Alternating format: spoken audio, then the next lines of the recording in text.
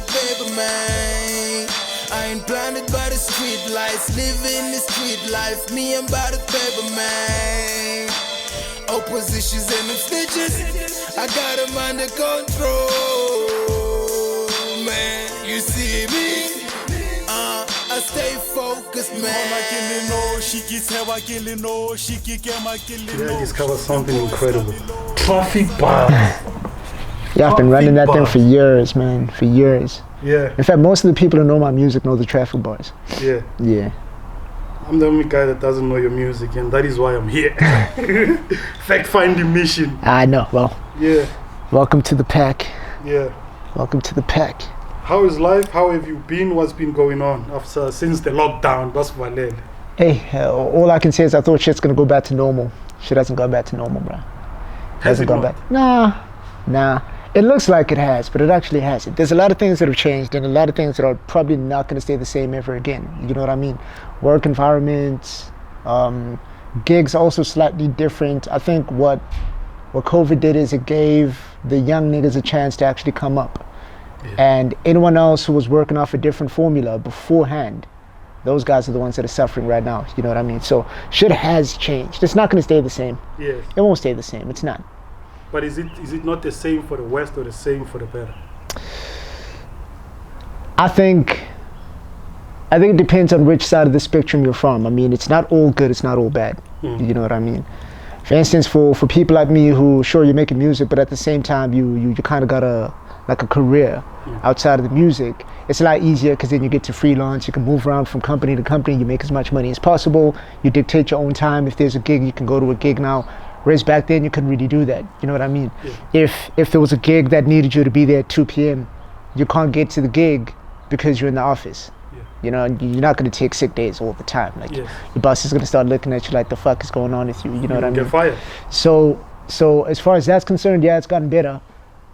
With the heavy heads, like the heavyweights in the industry, I think it's given them a bit of a knock because their most consistent amount of money came from things like performances and that sort of thing. And for a good maybe 2 years, they weren't making that money, you know. And if you weren't backed up by a company like Cost Light or Budweiser, you know what I mean, it was very hard for you to make money because if you're not doing lives and you're not getting any sort of brand alignment, then you know you're not making any cash. Yeah. Because the truth is, with your streams and that sort of thing, you know, that's not where you make your money. Sure, it's where people, you know, catch wind of you and they find out who you are, but that's not where your money is. Yes. You know, it's in the live stuff, especially here in SA. It's just exposure. Yeah. It's just exposure. That's all it is. Okay. Yeah. For a person that has never met you, Phumelele Radebe, person that has never met you, if you wanted them to hear your story for the first time, how would it be narrated? How would you love it to be narrated? Being the kind of person that I am, I think the first or the most prominent thing I'd like people to know about is the results of an individual who doesn't feel like he fits in anywhere, which is going to be nebulous. It's going to be quite abstract. You know what I mean? Yeah. The one thing about me, or the one thing people who've known me for quite some time know, is the fact that I'm constantly treading the line between a space of being accepted and wanting to deviate from that space. You know what I mean? So not so much isolation, but taking a few steps back from any sort of social setting that I'm in and evaluate it, and to really see if at that point in time in my life is it really where I want to be. So I'm the kind of person who switches and moves a lot. You know what I mean? And it's given me a level of introspection that gives me a bit of a disconnect, like I was saying. You know, it puts you in a place where you don't quite often feel like you belong in one particular setting. So it's hard for you to blend in. It's hard for you to accept the space that you're at because you never really want to stay there, you know? That's the first thing. Two, I live in constant duality. There's the person who is seen in public, you know, and I like to think that for the most part, the people see Phumelele. Whereas the person who is then behind closed doors with close friends and family, that's EON, you know. And the music is the only way for the general public to find out exactly who EON is. because for the most part, all they ever see is just Phumelele, you know. I also got a theory in my life personally. Please just my theory. Yeah. The person you really are is the person you create for yourself. And when I say that, I don't mean people who create this facade that they can't back up. You know, I'm talking about the identity you give yourself according to how you want to shape yourself outside of your influences, outside of, you know, what the world tells you are, outside of what your family tells you are. You know, because when you get the name Phumelele, you were born and then someone decided to name you that. But when you decide to stick with the name EON, it means you then created an existence for yourself that wasn't there before. So you are then the god of your own existence at that point. You know what I mean? That's just my personal theory. Yeah. And that's great, because I like the earlier points you made about living in Pilo isolated. So all the experiences that you gather by moving around, exploring different dimensions of Impilo. You when you come up at the ages of 45, 50, you are a wholer person than this person that's just been in similar relationships, similar settings, repetitive, you know, the cycles that continue. Because a lot of the time, you know, people keep saying things like, I don't know why this keeps happening, I don't know why that keeps happening, but they never actually take the time to step back and look at it holistically and say, maybe this is the part that I play here, you know. And because I've watched a lot of people in my life, both friends and family, go through situations like that, and then they feel helpless, they don't know how to get out of that situation, I can't help but be like, cool, I don't want to end up there. So after I've evaluated what that person's been doing right or wrong, once I see that I'm walking down a similar path, I need to step back and go, nah, this isn't for me, I need to start moving in that direction, you know. But how does that happen at such a young age? Because you know the mindset you have, even though I was from a long time back, strikes me as someone that has looked at too many references already, and came up with their own fuck the world, I'm creating my own world type of mindset. So why do you think you are like this at such a young age? Well, I think too much happened too fast. To be honest, I think a whole lot of situations where I've had the opportunity to learn. You know, watching niggas die off of dumb shit, watching people make stupid decisions in their lives go left. And because since I was a kid, ever since I can, from as far back as I can remember, I've never been in a situation where there's someone who has who has more to learn than me. I've always been the person who's learning. You know, I've been the youngest in a lot of the settings that I've been in. In my family, I was the last born. In the schools I was in, I was the youngest. In the workspace, I was the youngest. When it came to the streets, I was the youngest person who's in any sort of setting where you stand something to learn. You stand to learn anything, you know what I mean? Where boondocks will quote things like real life nigga moments, not just the stuff that you see theatrically, like dumb shit, bro. Like umuntu acele cheese and you say nah and this nigga stabs you for no reason. People get into disputes with one another. Stealing escape, you know what I mean? A dude getting smashed at the back of the head just because he's talking to the wrong person. It's like, I don't have to be in those shoes in order for me to learn a lesson from it. And that's just the way I've always viewed things. Reference, you know what I mean? The difference between me getting infected with some dumb disease and me just going straight on and getting not getting the dumb disease. You already saw your body do it. Then why are you still going? So why are you doing it? You saw your uncle fuck up. So why would you do that? Why would you want to? You know what I mean? And it's exactly that. It's I truly believe that God would not have put us in the world with other human beings if we were not supposed to learn from each other. So if you got like 1,000 people in your life, but you're not learning from any of them, why the fuck do you have 1,000 people in your life? You want, dog. You know what I mean? So that's why. If you want to learn from the gods will find them. The gods will, you know what I mean? And there's another phrase that says, if you don't learn, or if you do not put yourself in a position to learn, life will teach you lessons you don't want to learn. You know what I mean? So I always make sure I'm constantly cognizant of the shit around me, and I'm always trying to evolve. I can't stay in the same space, because if you stay in the same place, it's much like water levels, right? So if you're pouring water into a cup and there's a speck that's in the cup, but the speck never rises with the water, while the speck stayed in one place, technically it got lower because it did not keep up with the water level. And you can't stay in one place as a human being. It's exactly that. As a human being, you're the speck in the cup. You got to keep rising. Because if you're not rising, then all you're doing is just going back. You're going backwards. And I don't want to go backwards. I think that's probably worse than, I want to say worse than death. I want to say it's worse than death. You can't live backwards. Impilo, another thing is there's no promise. Yeah. You know what I'm saying? And as you say, we've buried a lot of our peers from the high school.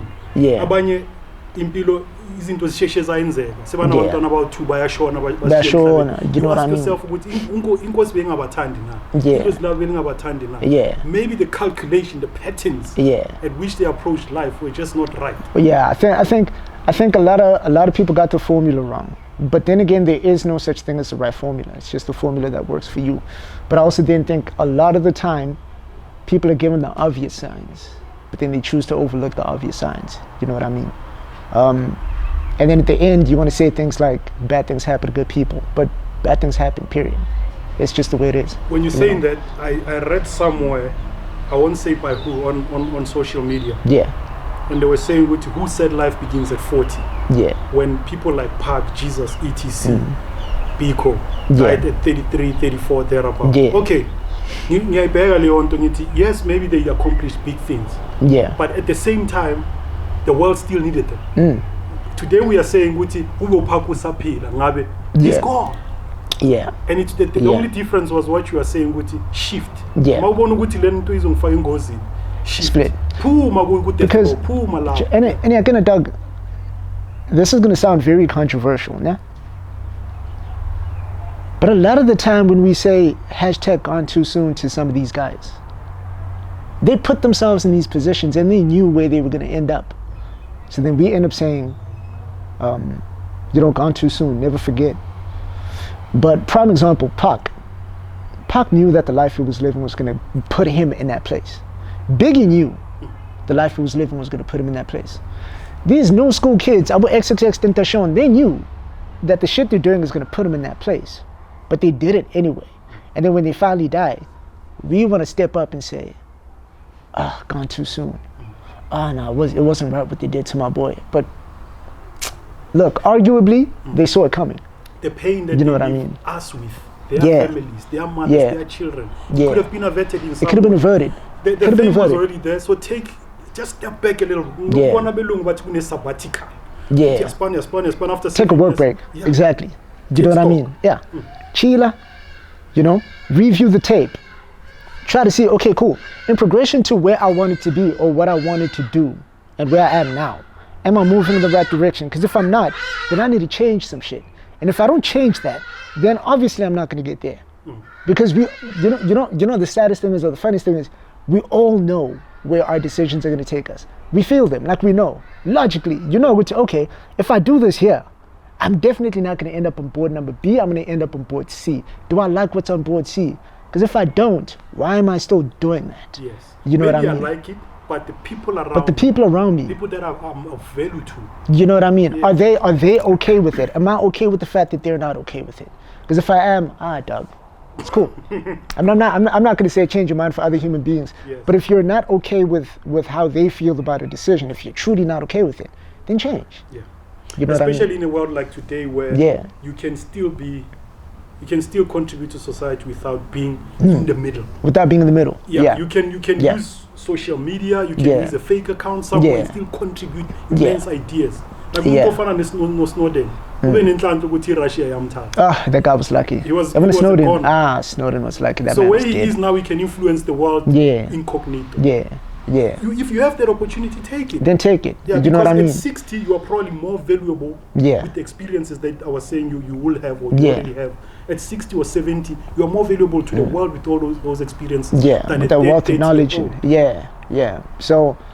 So I truly just believe, as a human being, you just constantly gotta just review the shit, bro. It's cause and effect. Everything is literally cause and effect. Even what I'm talking about is cause and effect. The whole discussion that we've had up to now is just cause and effect, and that's just what it is. You know what I mean? Consider the shit you want to do, plan for it, but always try to backtrack. Try to see, okay, cool. Am I still heading in the direction I wanted to head to? Which the animal kingdom does that very well. Yeah. See how a bee lives its life, how a butterfly lives its life. Yeah. It may be that brief how a frog lives it every day. It's a spanning that thing. A termite. Yeah. They know when winter is coming, when the right season is coming. They know. Yeah. And they tell each other. You know what I mean? There's a coordination and a communication that happens where we might not know why this ant is traveling from this point to that point. But on his way, he meets another one. That one has already been told the information that if you're heading this way and you think you're going to find what I was looking for, that's the last one, bro. So maybe you want to go to a different direction. Trusting, obviously, but that's another thing with human beings, That's another thing. Can't trust every single human being, bro. Yeah, I've seen some shit happen. So having both the trust and the colony, right? Yeah. They then know, okay, cool, there's no reason this guy would lie to me, so I'm going to go that way. You know, they find the right thing. If they find another one that looks like he's staring down the wrong path, they tell him, hey, Doug, don't go over there. I found like 4 more over here. So maybe you want to go this way. Yeah. You know? I think that's why elements from outside wanted to destroy the African clan, the African homestead, the African tribes. Yeah. And detribalizes. Yeah. So that we do not have that colony. So you don't have that. Yeah. And more than just that, they also want to take your spiritual belief because they know that that's where the power is. You know? People look at spirituality and religion as just a thing for morals, but what it also is it's a valve and a vessel for manifestation, right? So if the 3 of us gather with at least 10 other people, and these 10 people in a world full of 100 people are all praying for the same thing, you're then bringing it into reality a lot quicker than if you're doing it alone, right? But if they get rid of your spirituality and your collective mindset, then what they're doing is they're dividing and splitting that power of manifestation, you know. And that's why they try to, you know, destabilize religion in black communities and African communities and that sort of thing. Because the honest truth is, before that happened, this place was sure it had its problems. Yeah. You know, but the problems will always be there. Yeah. But it was a land of truce. Yes. You know, I'm not going to say a land of peace. It was a land of truce. Yes. If you start some shit, it's going to be some shit. Cause and effect once again. But it was truce. Yeah. You know what I mean? But it was truce based off a similar understanding. You know, our religious, or rather our spiritual beliefs collectively as black people gave us the same understanding, which you don't needlessly do things. You do things for a purpose. When they did what they did, I'm not going to say what it is, I'm just going to say that. But when they did what they did, the first thing they wanted to take away was the ability for us to have unity and to be able to trust one another. Going back to the colony. Yeah. Because now it's very different. It's hard to trust someone from a face value if from a higher conscious state, you don't even believe in the same thing. You know what I mean? Yes. You believe in the 10 Commandments, I believe in causality. The other one believes in and we don't even want to see the common truths. Don't want to see the common truths. You know what I mean? As much as those common truths are there, whether you're a spiritualist or religious, they're still there. The basis is still the same. God is still the same. Angels and the concepts, the complex concepts are still the same. But you're not going to see things the same way. Therefore, you break the trust. Yes. You know what I mean? You break the colony down. Yes. Yeah. Who is Phumelele at childhood level? Is he thinking entertainment, or is he thinking IT, or is he thinking I want to be a doctor, a lawyer, a man cooler? What was your childhood like, and where were you growing up? So uPhumelele ukhule in a quiet little neighborhood called Zuurbekom. Every single time someone makes me describe that neighborhood, I just feel a bit frustrated, because the honest truth is that neighborhood is so, especially when I was growing up, that neighborhood was so small and underdeveloped that it gave you the feeling that you were never going to accomplish anything. You know, you're not going to make it out of there. You know, you look at the guys that are older than you and you see the situations they're in, or you see the conditions they're in, and you think to yourself, oh, okay, cool, this is it. You know, I mean, just transport was such a difficult thing. You get one taxi in, one taxi out. You get one train in every 3 hours, one train out. Just moving in and out of that city was difficult. Also, a very awkward kid, because I was influenced by things that a lot of my peers, Land Cooler Corner, were not influenced by. You know, I remember when I got into high school and I was doing the whole crumping thing, and people are just like, what the fuck is this guy doing? What is this guy doing? But a good art. You know what I mean? Very good Very art. expressive art form, which also encapsulated the frustrations I felt at the time, because obviously growing up in an area like that, not only just the lack of recreational facilities, which means you don't have a lot of things that you can do to de-stress. The house structures are also quite influential. So the way your parents raise you, and my parents were super strict, man. Yeah. Mad strict. They raised me Muslim. So now you need to understand, right? So here's the situation about Phumelele and the way he was growing up. Yeah. He is a quite awkward little kid, because a lot of people can't relate to him in any kind of way.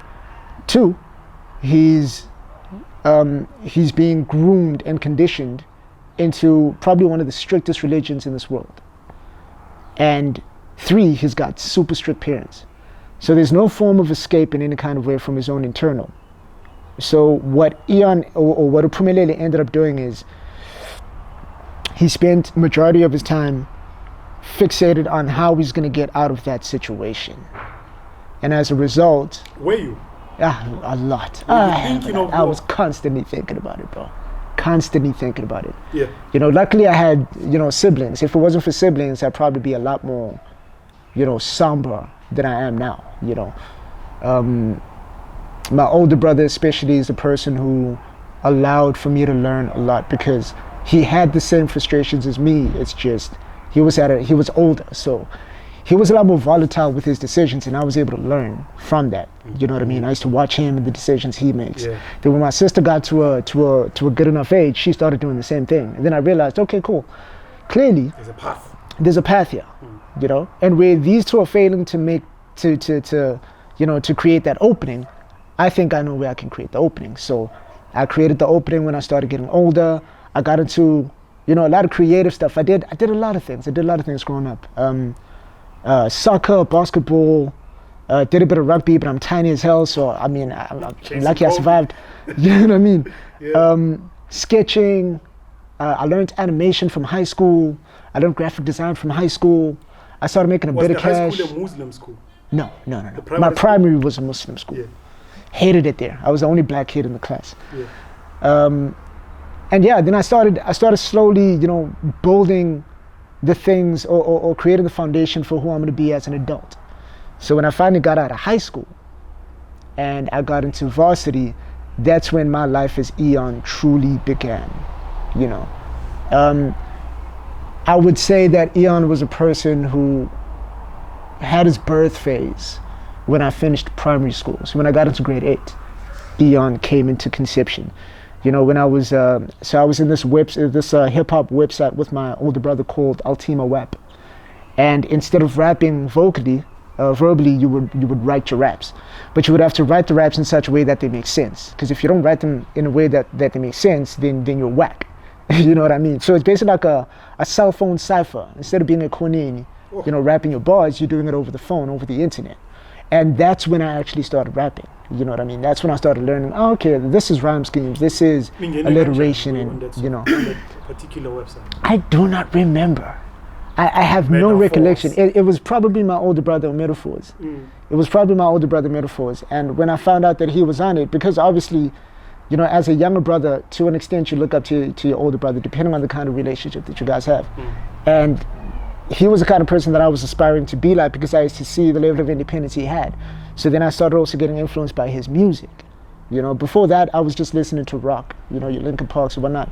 And then when I got into the website and I started rapping, then I started listening to Lupe, Fiascos, your 50 Cents and that sort of thing. Yeah. And that's how I got into rap. My first recorded single was in high school. And to be honest, I was trolling battle rappers because I've always found it funny. I've always found the art form funny. It's like, there's a bunch of grown-ups out there threatening to fuck each other up, and it's like 30 minutes, but they never get to fuck each other up, But then I started appreciating the art form. I started appreciating the battle rap as well. Then I became a punchline rapper, and now I'm here, years later. What is a punchline rapper? A punchline rapper is a rapper who always has a point to prove in his music, lyrically. And there's a lot of rappers like that. There's a lot of rappers who always have a point to prove in their music. And it's not to say that they're not dope. It's just, you can't always be hard all the time, bruh. It's just not a thing. So you're telling me, like, you write lyrics all the time, but the only lyrics you can think of are lyrics where you're hard. You know, yeah, you know what I mean? It's like, chill out. Like, music isn't supposed to be like that. You know, music is there for entertainment. It's not. But someone who grew up in Zuurbekom with the conditions you described. Yeah. Then you want to be like, where's Zuurbekom? Zuurbekom. It's in Western area. Yabana. So Zuurbekom is near the Randfontein district. So just after Proteaklen, extension 28. It's an island in young mangas. Yeah, so it's a little. It's an island in Yana. It's in the middle of everything. Yeah. It's in the middle of everything. Yeah. But yasalela. Yasalela. Because nobody puts any money or any effort into that place. It's old farmlands. So because it's old farmlands, it's almost like it's in a rural. It's like it's a rural area in a semi-suburban area. Because the Soweto right now is semi-suburban. You know what I mean? Yes. Definitely. But because it's at the outskirts and it can't be owned by Soweto, nobody really, like, as soon as a city becomes a district, right? It can only be dictated for by the municipal people that take care of it, like from the inside. Western area, the central city, already has its own bullshit to deal with. So it's developing itself, and the cities around it, like your bigger styles, Nanan, you know, Makaswara. And Zuurbekom is in between the Soweto and there. It's too far to be an essential to Western area, and it's too close to a Soweto for them to give a damn. So now people are just like, we're not touching this place. You know what I mean? So and that's the issue with in our metaphors to actually bring. Yeah, something I plan to do in the long run. Yeah. You know what I mean? Because I like to think that there's another kid who, much like me, has the same conditions or the same situations where he's thinking to himself, I need to get out of here, in one way or another. But I want to tell them, you don't have to get out of there. The city just needs to better itself. Would you say right now there are strides? It's moving towards the right direction, or is it regressing? I think it's changing, but it's not changing for the better. Do you go there a lot? Yeah. Okay. No, I do. It's not changing for the better. I wouldn't say it's changing for the better. I'd say it's changing. Yeah, sure. It's gotten more people in, so I guess the good thing about it is for like the farming industry and that sort of thing. There, it's gotten a lot better because there's things like your poultry farms, there's your pig farms, your vegetation farms, and Abanbasi Soweto are now starting to come this side to buy. You know, so sure, it improves the condition of some of the people that live there, but not as a collective. Yes. And because it's not as a collective, that's the equivalent of having one rich billionaire in the slums. But if that person's not doing anything with that money, then the condition of the slum is not changing. You know, so that's where I'm at with the place. It's changing, but it's too slow. You know what I mean. Is he a producer, Sirus? Sirus is a producer, yeah. Okay. Yeah. You still work with him now? I do. We need him. I work with as many people as I can. I like to diversify the people I work with because it's the only way you can get. Yeah. It's the only way you can diversify yourself as an artist. You can't get beats from just one person. Yeah. You know what I mean?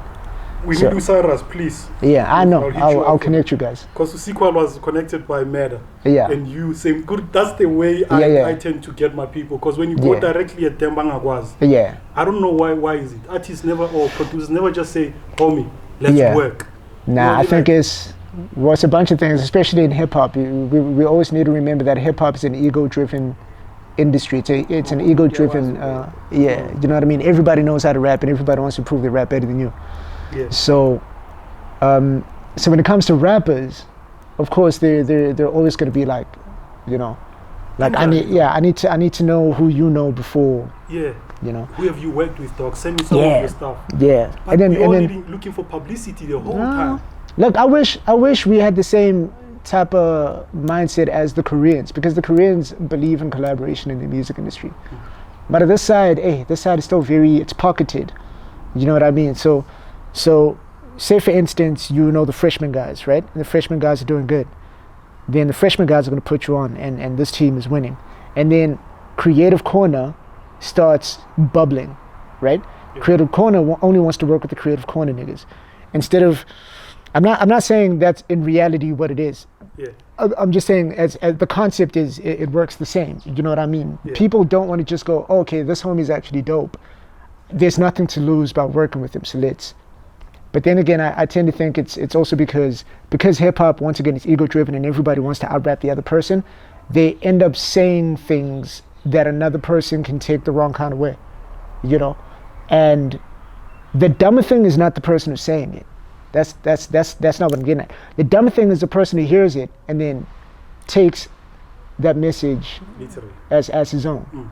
You know, yeah. If a dude is clowning a dude on a rap, and you think the person he's clowning is technically you, then you got clowned.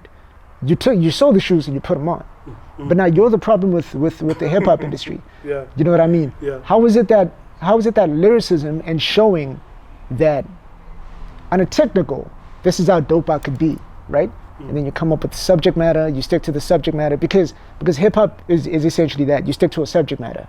So if in the subject matter I'm saying member 1, 2, or 3 is a bitch, I'm not using his name. I'm just saying as a subject matter, this homie here is a bitch. And you go, oh, but he's talking about me. Dog. Yeah, nah, you did it to yourself. What other experiences can I use except the experiences? Except the experiences I have. Yeah. So if I have the experience of working with a bitch boy, right? And that's where I draw my inspiration. And then you rock up and you're like, you're talking about me. You're basically calling yourself a bitch boy. But then what you're also doing is you're creating unnecessary tension in the industry. Yeah. And that's the issue. You know, there's too many, like, you know, this click shit. Yeah. That's why, like Drake said on one of his songs, probably still one of the lines people reference a lot of the time. Fuck y'all niggas fuck all you niggas except my niggas. You know what I mean? And he had to say that. He had to say it. Yeah. Because he wants to say it. Yeah. You're in hip hop. It's just what it is. Hip hop is clouded and plagued by ego. What's your take? What's your take on the Will Smith slap? I think that shit was funny, and to be completely honest, people are digging too deep into it. Thank you. Yes, the truth is, Will Smith tries a bit too hard for his wife. It is the truth. But then again, we cannot be judging because we try a bit too hard for a lot of other things in our lives. It's just not our wives. It could be our work, it could be our industry, it could be our friends, it could be family. But everybody tries a bit too hard in something. And that's just what it is. Like I try not to look at it as there's a more deeper message into it, and because that shit doesn't matter. Like it happened.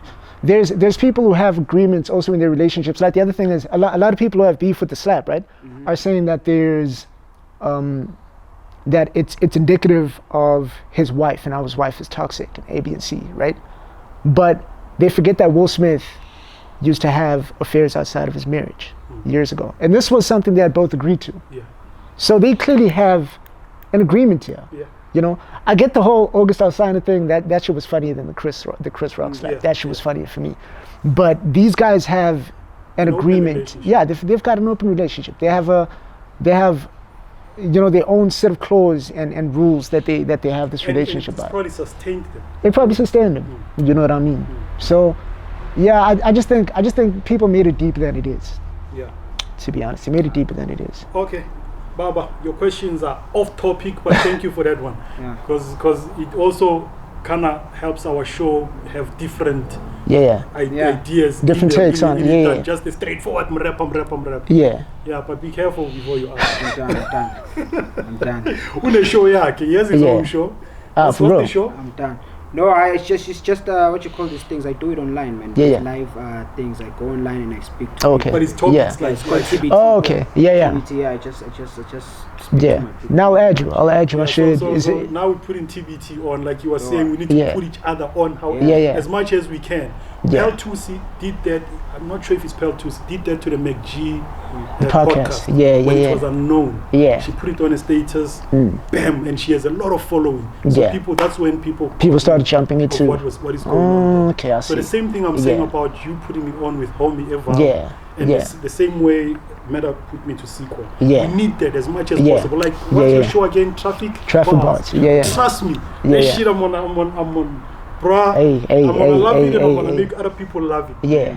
If we do that, you see, it creates the network, it creates the organic, you know, community. Because the other thing is, you know when you help someone, and after helping someone, you move on with your life because you were just helping them, right?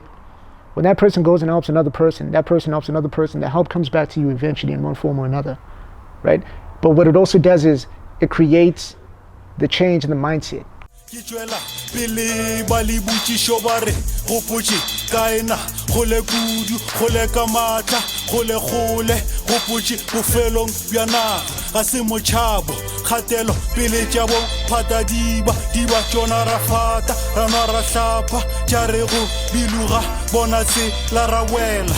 Shala, di selora di bodu, bo maila for sholong konko, nko, Phumelele pheko le photo afete, nko, Phumelele pheko di mamathane, di fete. F for the street talk, F for the street walk.